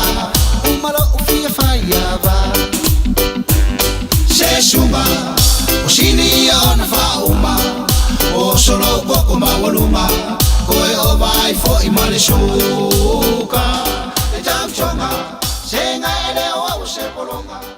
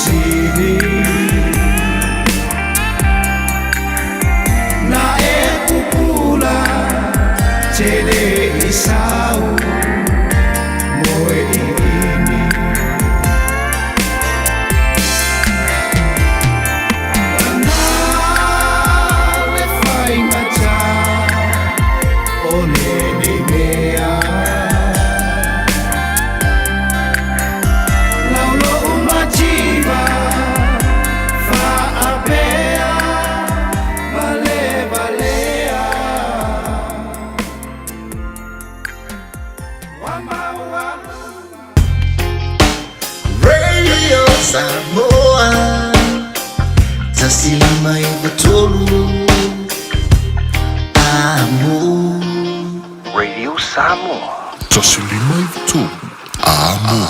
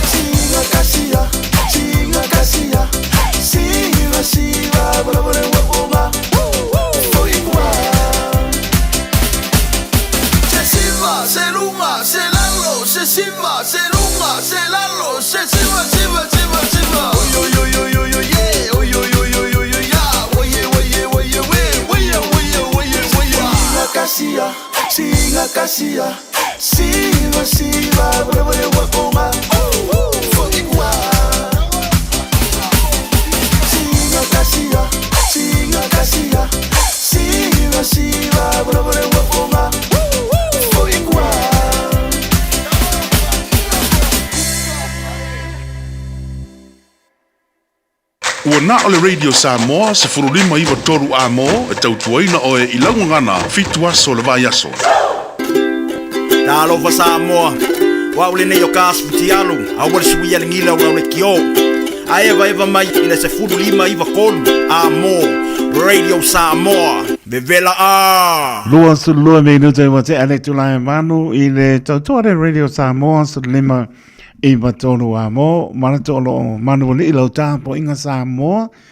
Ia maise wai maota malawa, au ngan wenga o le ne yaso sa pe ngai ni se manu le atunu ta ua la malau tapo inga le atoko le atunu ia pa pe ina nai tu asin sina o le upe ngan wenga tutopia ne tuoro pa no no manu awa Samoa mo atao o lava nai pana wete ta tonu nuia lava mea oma ele fatasi mai o lo tato tua nisi wanga tu fe au ngan wenga e o halu fia po wala po pe ar fia ya ar po lele makaku le awala ya yo ka ko se ana va tu pa punga le tu alo wala fia e ngalo ele umi o le po a te po alo fia te po fia mai po ta po ya te po I oe tina ma Si o lo whanau ina ia e manuia o whaiwa ia po le mai nuanga le po le tai au. Ia e pui lama le ni i lo tō soifua mo le tātou wola. Pa malo pa tai pai talo le whingan wenga. Ia mai spo i le malo le tātou tunu. Pa malo pa tai o te tau tala pe le upu leo le whata mala tu lolo ngutu ma le hafi. O le whata mala e mau uma tātou i le me po lele walu po lele e popole ia manise o tūlanga e whapena ia pa me po le si upu e momoi manua sau ia mala ia tia e le se lama ia nganga po lele o lo whapunga mara tātou tunu o le ngata i whane o tele lama soifua o mau ai ia alo ia i lama siri taimi uma pe aisia ia e mo maisi pa me o kangaka o le o lātou o tautai māta parapara, a tau le tautai māta parapara o profesa i lunga o le basa. Ia le lama tātou te o mare upa le atunu i oe, e le aspai bai asa mase mau. E tani tonua e tātou, a lo walu ato toa ma e manatu le lofo le li ma ia mā pau tonua.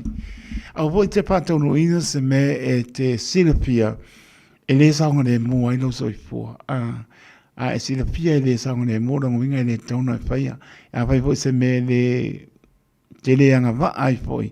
Aua te whātau no ina. O te len soi fua mau ai. Pei o le foi whalawlawe tupu mai na lo le ngā tei whale o ai kātou. Ia tō lua nisi o mau ai soi fua. Ia pe mo ta ngata lawa soi fua e maola e foi. Lea ngā tei whale. Nā tō fua lau whai whaiwa.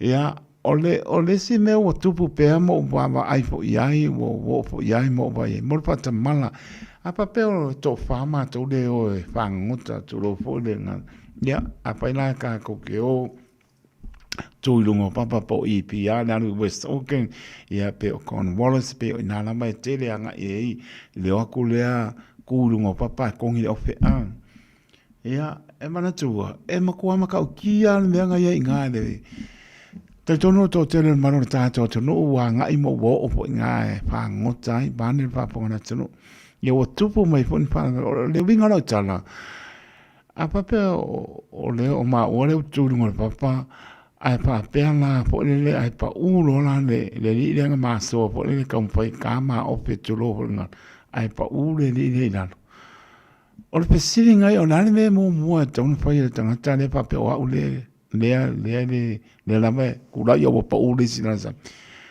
ai mai vole tana to le to fitu ta si lima i va to no me pe ai pi pa so mai o nani me tau fai pa pe lo pa ula so le na lo fa ngota kulu ngol papa ele o kai le sami ele o kai le o kai le va bo le o fo la wai mata ele o fedu le kama vai ko ai kama kong au ina le tu le fa ko i West Auckland we are quite i Titirangi pa solo ko i Con Wallace ya la ko ngai piha ya kama na vai papa ngai ko e manatu fa tau ba ya isi o le tu langa la o ye o kana ne sa pa ngota pa pe ma o le ko lua ia o le me o fai o po pole ga kana ai mana tu o te le lo au pa pe o tala pa te o te le lo au o solo o lofa ese le mana ia e o uma ia tanto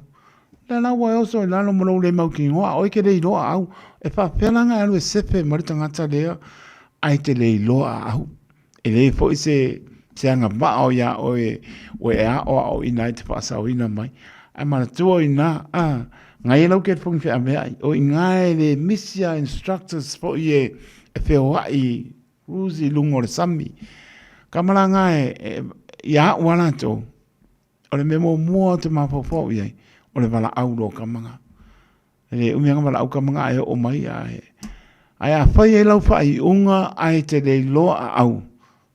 O le mtoa o wha noa noa. Toa o wha noa noa. O le tele lao o tūlanga le wei. E o mai kaka ngā saunga le mō mara kaka lenga pa urisami. Ai ma liu ai o le ngai oso ma le mauti noa. A lewa e alwe kaumwhai pāpeke alwe e wha saunga mai se o uso ona o loa lofa. E sena mānaia. e lau tua me o mane lofa e lava e a tātou. Ue mana o e whaise ngānu wenga le lei. Le la ua e oso moro le mautino. Ai te lei loa au. Nei masinga i loa au. Ane la e oso wha me kia rue lawe ai mai. O i nāla le tupu mo e wha lawe. Ia te a ua mara fautuanga. Ngai e o umaka kom ke te fungi. Te fungi whi awai. Na umana e whi awai. O le ale wha lawe e tupu mai. Ia. Polo loa au. Polo le loa au. Ia ua. Awa te oso i lala sami. Awa lama te oso i lalo e. Le wai anu e lawe ai mai. Ia. Te leo mauti noa. Ulato a pape te loa au. Pole alko i ngā mālosi. Mone nae lama e te loa au. Au ke leo mauti noa. Pole alko i ngā mālosi ngai ai oi.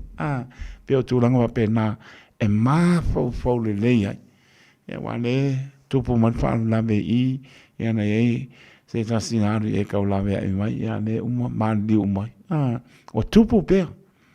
Koe ki kia kupu i māsinga umo le mese al ngāta i whane. I mele o le o whangangota. Ia isi upa uri sami. Ia pore sae po ele maa.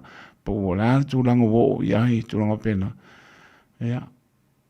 Ai isi e le ino au wāne pāpangana tunu. Ia o isi. Ia. E anga wale au. Ai le lawa le mānosi. Peo nāla e le se sengana. E loa au. Ai le lawa le mānosi o iai. A tanatu tātou leina. Ma le foi. Tāne ipo i an taurunga. Po le tau tuare o una nepo. Ia. Tala noa mai para. Po se me. Te pia tala noa mai. Ei para astu langa o le ua lua o nei. Ia. Masi o uso. Ia. Ua kupur whaavawe. Ua maua le. Ia ua keke au. Ke ua le maua. Ai pa ua koe mai ale sami. Ia o i nāla le kupur whaavawe. Le la ua e. Popole ma oe. Pau ane me me ke alu la vea. Ai oso ke le ilo au. O i nāna le elfisiri. Ia oa. Aua. Pete loa au. Pete le ilo au. Ia te aua. O te oso i la le sami. Ngai ei kamanga i whio i lungo ma. Ai bambe ana ubili ia. Ia. Kamalanga i le umi ai kuma inga. Ai. Na ua. Tātou tātou leina. Tolu pitu ta si lima i watoro numera. Wala au mai ei. Le apos whaso le piafi. Ia, o le mātāla. Ia te aua mātāla i te meuma, ta talo tātou, pia lawa anga i ai, po whanga o ngā nuenga, ia o le anga i atu i ngā tui whale, whangota tu rou, ia o le mātāla. Awa te nau i le ia, ai mau e le upenga. Patalo pātu le whionga te akono i aturi, pātea, marpatua, manofo alo uso, alo whātu, oa mai le afi ia. Te tene lama lo fa stau so ya lo filufi ya pa lo fa le ya lo sita ya ma ai le ka me ki awor ferwa lo fa stau so mane so lenga lo filufi le aso sa fo i ma fatua ya lo sita ma no fo ya ma lo fa tai fa tu li pa tea tai mo fa anga fa mianga fa mo lo so pa tu ma no fa lo ma ni ala fiafi ana utala tanto leina tolu fitu ta silima i watoro no mera maputi ngā band i o e Wayne Maravanga ea skako pesen wan fa pon fomata pu al marota to no ni ala pa salma Samoa ni tapu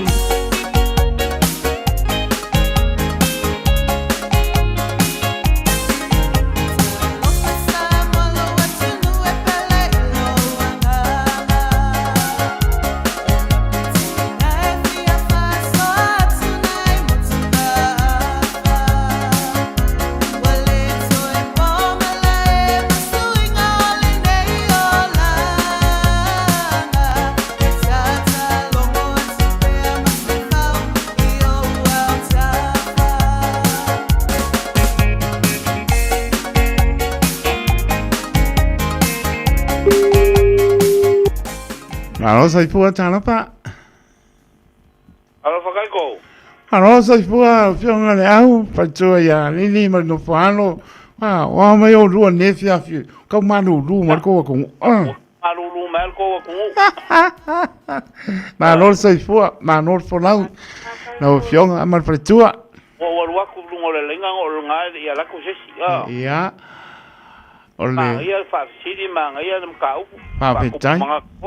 Oi foi o lesi kau kai maka para i lunga. Io lo ho como que makam kangi masaki. Kamor makam Au mak sangi. Iu pele. Lalo. Sa olele. Yo, se fai kwa la kala le mo mua ko Le saunoa le au. O mai fai wa ofe o irunga re papa. Ia. Ole kasiva valu fiku. Amako fango kalunga pia. Sa ole. Yo. Maulunga papa ingale merna. Kusa mako kyo aku kwa masinga kalunga fo mangko fo men fa velen kupu mai au loku imangele. Sa olele. Ngane ngo kau fa ya. Mai le so de mo ngai ke mana tua ma. Amale nga ka ngalunga. O mar ke miele mo ron tino. Yo. O pai. Ya. Ora kala sawa kai ko ya. Ya. Ai la wi Ya. Amo ko. Ya. A saula no le kuenga kala uri la po. Ole maa ho le ibalo kwa le mero ke kuwa. O ngala ngala ve ai de maka. Ole mfenga mai nunga le. Ia. Ole o kau kolo akula ila lo le kau kaka mai le me. Sore aka o nga. Sore. E pa uno ino. Ai ko le lofa malanga le kuanga fa sao inga mai. Ia le ia. Pa u la. Ano fai. Iyo anganang fa ngolongo kala ko ka fa me fa peke pa u ila. Ya. O ko fa sau ko mai lunga pa pa ka sau le singalu. Kongula. Ai alu ele yu. Ya. Ko mai o yu tanga. Yo. Au sau ele fa wa ku fo ile malele do ka kala. Ngau ko ngu ngau ka. Ko fa akula pe ya ho le nga. Nga sai ka fa ho ye. Pa urkingo ma o si bo. Fia. O lo ko le papa kai mai le papa. Ya me ai go io a ingo. Kalo fai. A me si dia nga. Saunga de mu. Saunga de mu. O le. Nga me nga ro kingo nga Ya. Yo. Ia le. Oh fai. Ko ngo ise se o le nga le kuanga nga. O le kai o waso. Ya fango ka mi ka ke le o kala ngo lungo likio. Yo. Ya pap tai le tu. Ia. Ola fa kuanga e pe nga mai fa fisi. Ma nga ya. Ke u fa fisi e pe ro ko. Ne sao. Sao le la fa kuanga. Ai ro ke le au ke le nga fakia le lai so ko mai me so mala mala ke se fe ka ka lo pa ura. Ma na ya. Au ye ke le fong. Fa so ka nga ia. Ai pe wa i kamanga. Ai pe wa i kamanga. E vidi ya. Sa ole. A fa pe ala ko yo. Ia nga fa ilo sa roku ma fa ko fa ro so da wa la lo. Kongo. Ia wa ma lo nga o so la ke le au ke le sa nga le lava le fit nga ka ma maur ka mira. Maur ka pe lo a nga wa mo ma le pointa. Le au. A ke puse pe ke lama lo si le fiele au ale lama ma no sem ko ma wa ka. Ia. Cosa awana me ole ko kuri fo la lo. Ia. Kalo le ia kamai so sangi mai la vai los. Tai. Leise me o ke mo fai. Ia. Se ole ko karima. Mon kele awana le i. Kele awala le i awala. Wo wi mai se ba inga. Inga yo. Ia. Me mon ia nga me. Ia wa yo so lo ngo vinga o le pule mai lunga o le alua ye mandiu. Ia ole me mon ia. Fa kamana. Ele mang wa ke ro fa ele u so la kanga kalenga wo. Mon ia tatou. Ko nga o ia ke. Moni le. Ia sia ka ikale fa u kwa. Fa ngo kampo ma le poko ai mai sa le melo le fa ngo ka ofe. Sa o le ku lungo le papa. So le mo ka u kia. Mai po le si me pe o lenga e sa ngo le o se o ka mai e matala I mea ngā o ngalu au ange e le matala le o mai o ngalu a e la kai me ke ia o oso wa po se I maka ma sau a wako I lalo ma le se mea le ua koe sau noi ai au pa u lala o ke popole o le popole ngā le ngā noi me le lei ai popole ia pe ke molu I lalo pe o molu malosi ngoi kai anu ane koe molisi ngālu koe a mei o I uta le malosi ma Ia, ale vera ngā kau whaari o lofi malosi ma whapea o oe wā ma. Ai ma se fia malosi pe whai mai oi a Kongu ka i la. oi pea ore. E umoro malosi, e rea kone lua mingu ke pea mea i oe ngarua ngase. Ngase. Ia, e pāptai tere lawa. Malu abe nai o lo whaanga, nai o rualo. Ia, nai ainga. Pāptai. Ia, o alo whaanga masangi a ringi e fiafi. Wa saula maruru o lo whaku le whaangau le fionga e a kupola. Malongari i a le maunga i a whapefo le whaangau. Whamungi i whiau mga ruanga sa whianga e ringi aso. Ane ngā ka fo i leo si o a whinga i kai steni mo peimisi o ngā korua o le rire o le pālangi o Neil Bailey. I whapefo si o a whinga o e meringi o la ko mafuka. Ia, whamungi i aso i whiau mga ruanga o ringi. Laswanga le la. Ia e whapefo i le vaenga o mako ngofo. Le fionga fo ia mapusua ma nganu ma le manga. Ia, whamungi le ko i whiau mga ruanga o ringi i aso. Ia e maise ngai a uo. Io, ere ko kere ngai a uo ako le fionga ia le asi. Ia, ka rofa lau fionga le asi, whatever ka re ko e wherua. Alo ke vai pia ka uwheraka ia. Ia, mai se fo i o le whakarenga ia fiu, mana kausi a maa, ma si o la alo. I ngai Kirsten. Ia, whamungia le kua ringi e fiafi. Ia, e whapea fo i a ia si uso rei le lo le ka ua mai le sa mai. I o ne hanga. Na kamane o Sam o puloku longa swafa makai a Sam Pritchett. Ei. A leo le ri a kongwa pe keiroa ke. Ok. Ia ua. Pa mawai o ua ri kai ar ko inga. Marolo. Ia. A o e wha whonga mai lau fionga puloku wha mungia le kua. Fia i ropo walo siaki ngai roa le whanma. Ia wha mungia le kua ngei po. Ia. Ai nga ka fo i rea. Seo ngai o wo maku kua o re mama. Ia. Fionga ia kaukolo, lui kaukolo. Iu kai Menkri Bridge. Ia, ko le pai lui kaukolo. Ia, wha muia le kua ia ki oi ki ngāma fi kāmwha in kārangi asu. Ia. Mai se usi, anko si o korua iu kai ranui o. Ko whai a ke rea, mara kausi a likasi. Wha muia le kua ngei po, o lewa ka hui kako le koe whairua. Ia. Mai se usi o ki ngāre i loi pole rua. Ia wha whaumari saki. Wha mungia le kua kako valvalai ma usau fo le maruru. Ia, kai ko inga ngei uminga ua. Tai. A umaroa. Ia, ka airo whale ranga o maruru. Tai. Ia, e a ki e furu. Ma whai sau kui e furu kai ko. Maro, tai. Oe mangkua lau luine ngā makui a oe ka uso vange le suafa le au. Oe mangkua lau ka renga pa iaku. Ne mai ke ua mua ka anolo grandson i engerangi a nere ka anolo mansamo. Ora ai o lau au kuanga le wale ua se furu waru ngai kau sa. Ua magai akin. I. O faku. A e manga e whai mai su aku o e ua whalongu ai aru engerangi e ke ka alo. I. O whai aku. Ia e mua Kai. ka alo i le manu samo. Tai le au, lau pule lea.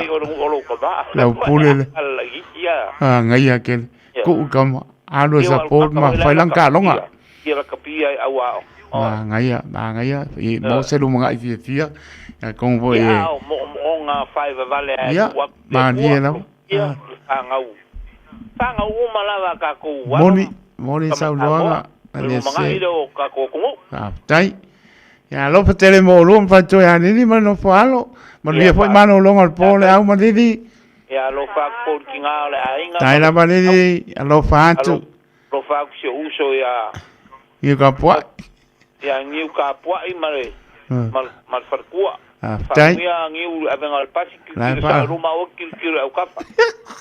Amungia la ngaruanga. Puro sa o lumo le wala Yo.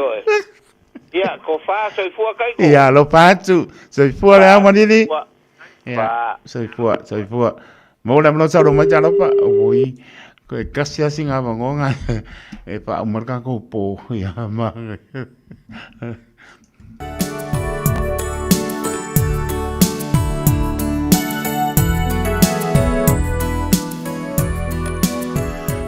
Asi oso ya kalama ainga maua marparitua au leia mai malino falo kalama mai lo fatu ria foi al tautuaino le mano le tunu e maso nga wenga o fenga e kalama marparitua ya mai malino falo lo fatu ria mano longo po io e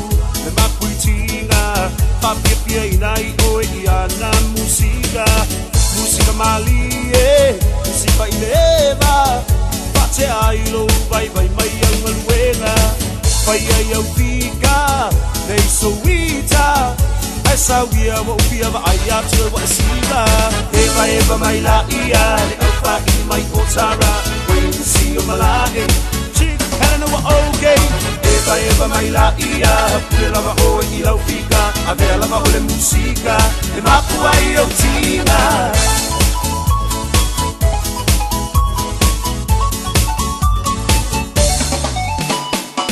Nai au paanga, nge vai vanga E mamoli atu le nei, pisa nai o lo paanga Le ngata i au te roa, whapere lau rangi atoa Mo o mo o ngai pia tau tua mo o e Samoa E ala i le taleni, o le musika E sa wia sei e whape pia mai a ita Eva mai la ia, le au pa i mai o tara Wait to see o malage Helena wa okay Eva mai la ia Pule lava o e i lau pika A vea lava o le musika E mapu ai o tina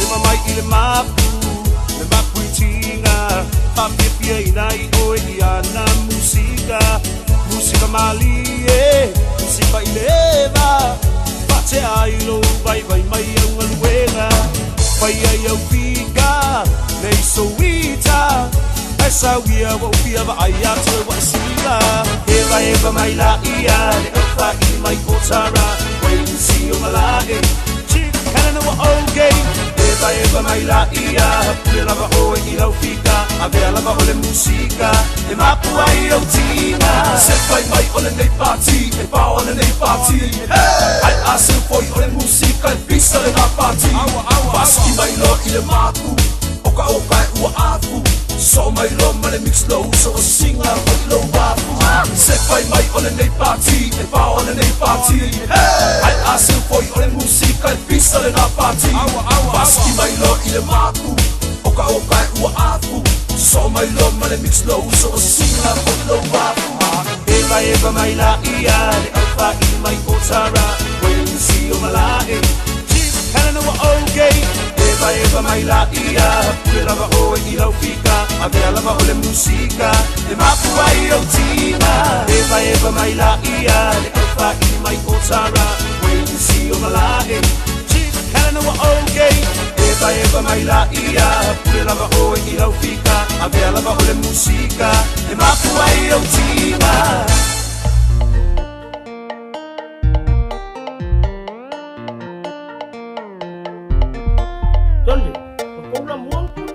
Talofa lava.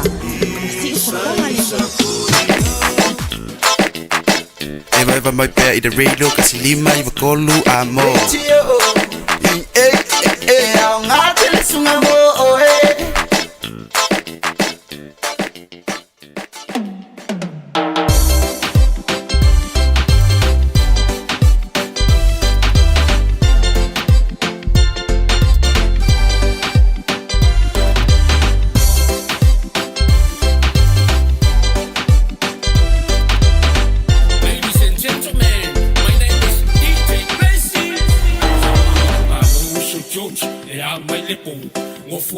le foi se koma malolo awale so nga fai mari e ole asole e kimu awale ba be se la fi le i mai ko ngumanu rap la anga si ba mai de pese solo mari e lo wa fe ula mai se fika mane pite fa pa o ye wa mala a ko le mai pese mai dio so mai tonu ma tonu lue mai lue fa no si ba ma si ba ma fe ula mai Kasau fomo, bailo manava fa ame I tonu, siva ma, siva ma. Fa ali au tanga ma siva fia, au te popole au le taulia, fa ia oi, ana oi, au te popole ile au cowboy, a fa ia mau oi, I se papa kiu, au oi te mori for me love you, fa ia oi, ana oi, ere mau ai sa fasima. So mai iti tonu mati tonu lue mai lue fa no siva ma siva ma fe ula mai fe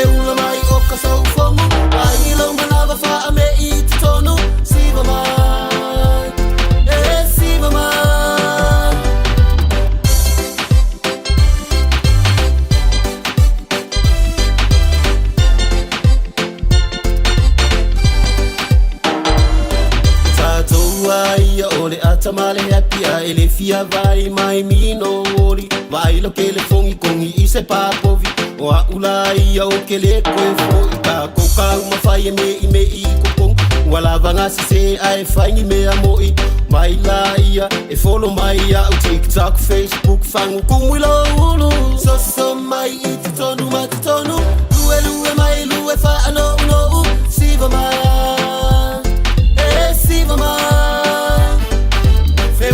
feula mai o ka sau fomu vai lo manava fa me I tonu siva mai siva mai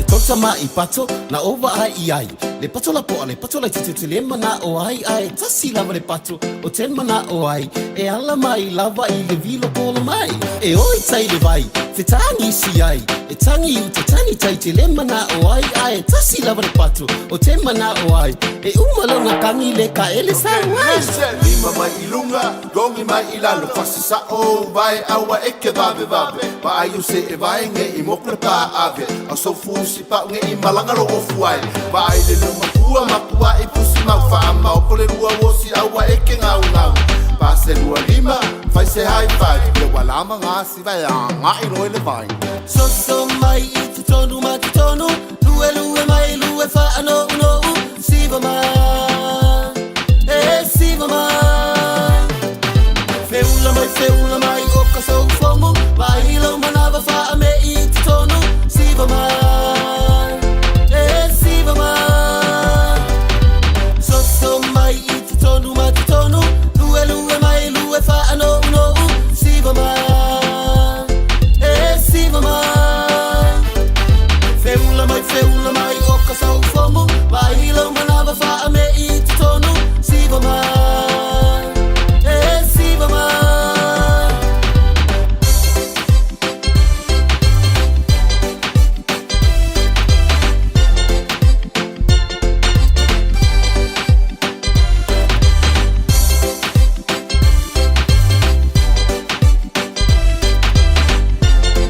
Ua na o le Radio Samoa se furulima iwa toru a mo e tau tuaina o e ilangu ngana fitu aso le vai aso. Loa miru te ona tāra le tulai iwa, whamri mai lau pāsaunga Samoa tau longa tau tonga le auna pā tau maa. Leia spai vai asa maa se mau wha mau lalo taito, pia peu so pa outu le ngana ia. Lei mai lo pā tau maa, lo nganga ke siano o te mangaloai. Ia mō pe tātou le nganga psia le whea alpani o le whina ngalo leo lo tātou ri. Mure atu pa maroma whaapatai lango mai, whaapatai lo tau te lia ina, tau tua le Radio Samoa, so lima I watolu a mō, whaapatai te le lama, manuia mano longa o le neipo, ia ngare le matai, tia I tātou, I ona a au la mea, I mōna au pa mano lo, manuia I mano longa o le neipo, ala whae le tae au le manuia, po linga pe tātou I lona alofa ma lona anga lei. Taitu taloto le au na soifua ma ia manuia.